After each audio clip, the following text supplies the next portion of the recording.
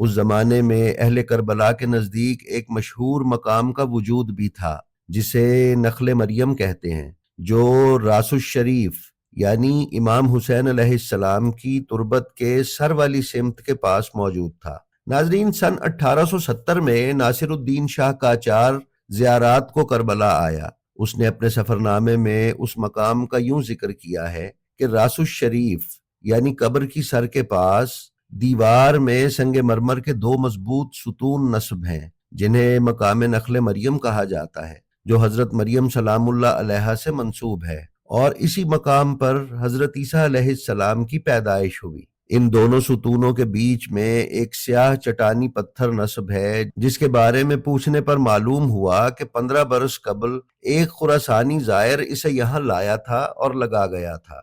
عزد الملک نے 1284 ہجری بمطابق 1800